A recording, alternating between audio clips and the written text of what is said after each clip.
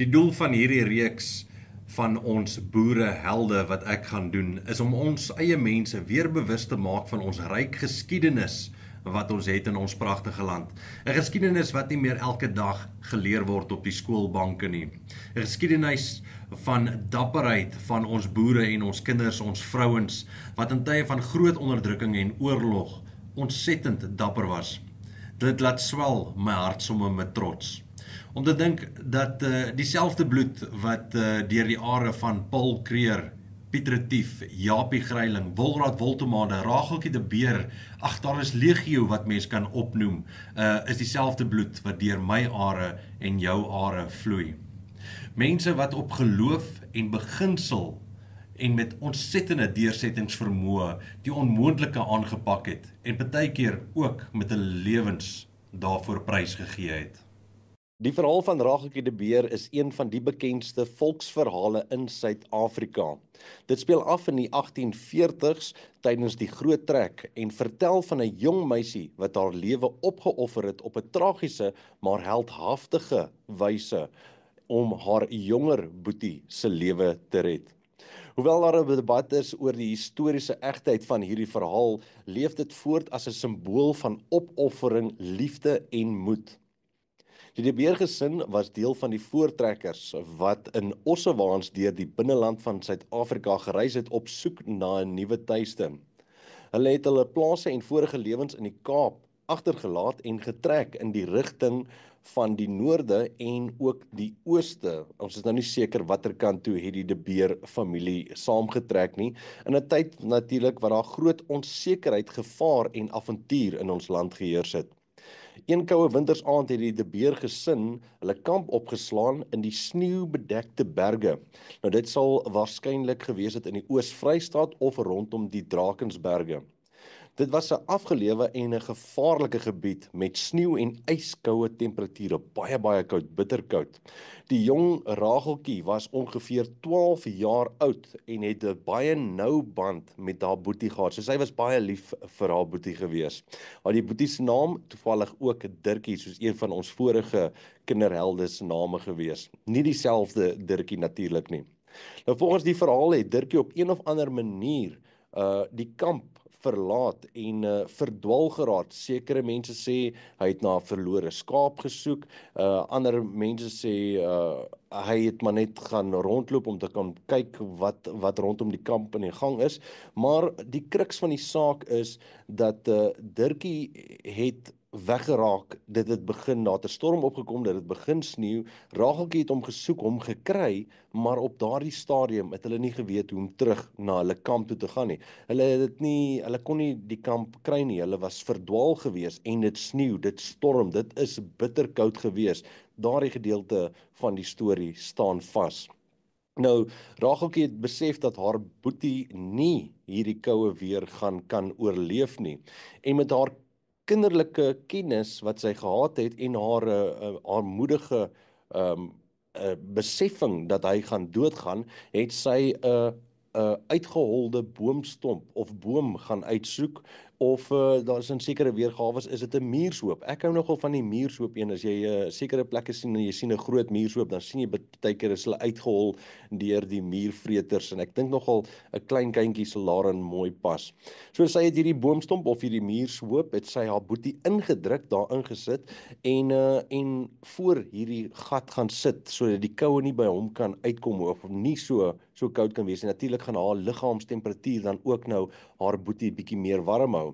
Hy het nog steeds koud gekry, hy het nog steeds gekla dat hy baie koud kry. Sy het toe selfs haar rokkie en haar truitjie of van haar kledingstuk, ons weet nie presies wat dit sy alles aangehad nie, maar het sy uitgetrek en vir Dirkie gegee om hom soos 'n kombersie met dit toe te maak, of laat hy dit aantrek dat hy nog steeds warmer kry. Haar liggaam natuurlik sit voor die gat van hierdie boomstomp of muurshoop.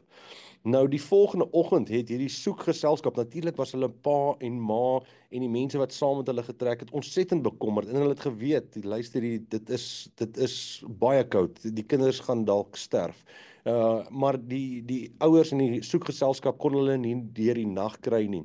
Die volgende dag toe dit nou beter weer is, meer lig is, en hulle het op hulle afgekom, het Dirkie oorleef. Dirkie het daarom oorleef. Sommige van die verhale sê hy was nog steeds snoesig en warm. Ek glo dit nie. Ek dink hy was nog steeds baie koud geweest, maar hy het gelewe. Dit is die belangrike saak van dit.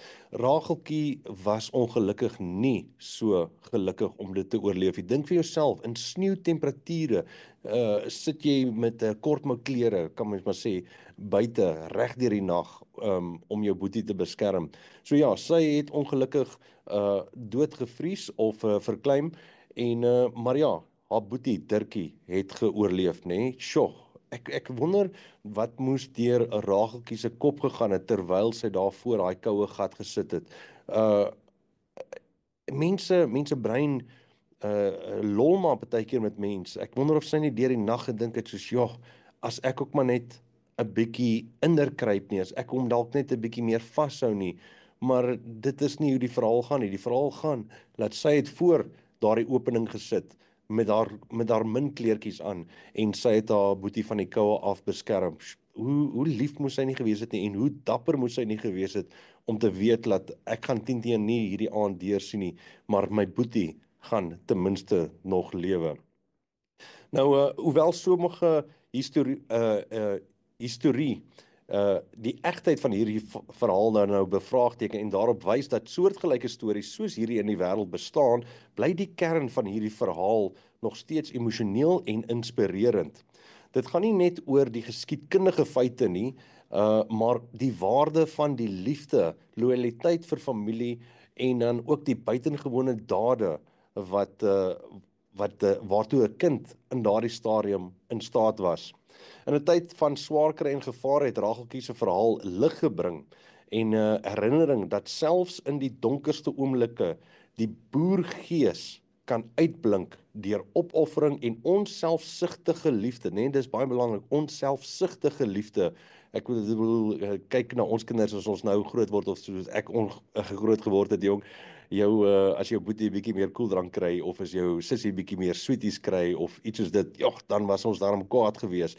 Maar in so ekstreme weersituasie het sy geweet, luister, dit gaan nie nou oor bietjie meer koeldrank kry of bietjie meer sweeties kry nie. Dit gaan nou om my boetie se lewe te red en sy het haar lewe opgeoffer.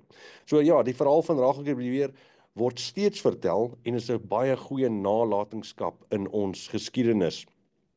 Nou, daar is weer eens ook 'n paar monumente, strate en skole na Rageltjie de Beer vernoem. In Pretoria Noord is daar 'n prominente laerskool wat se naam Laerskool Ragel de Beer is. Die skool is gestig in 1947 as Wolmer Skool, maar hulle het toe later die naam verander na Ragel de Beer Skool. Hulle lese is Dien in Liefde.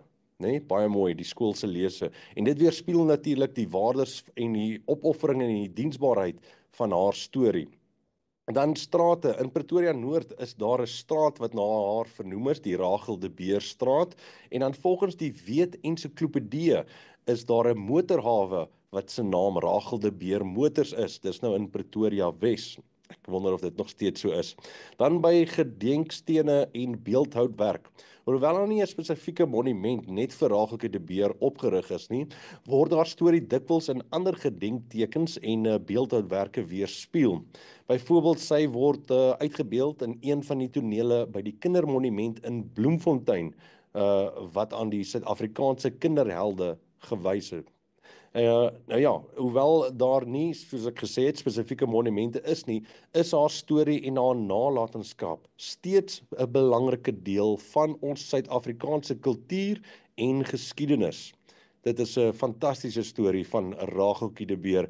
Mens moet nie altyd dink dit is net die seentjies, net die mans wat as helde kan wees nie. Ons het baie vroue en dan meisie kinderhelde ook, en Rageltjie de Beer is seker top aan daardie lys. Ek hoop jy het die video geniet en onthou om dit te deel. Speel hierdie video's aan jou kinders, onthou hierdie geskiedenis word nie meer in ons skole geleer nie. So kyk hierdie video saam met jou kind, dat hulle ook 'n bietjie meer weet van Rageltjie de Beer. Geseënde en lekker dag of nag verder. Totsiens.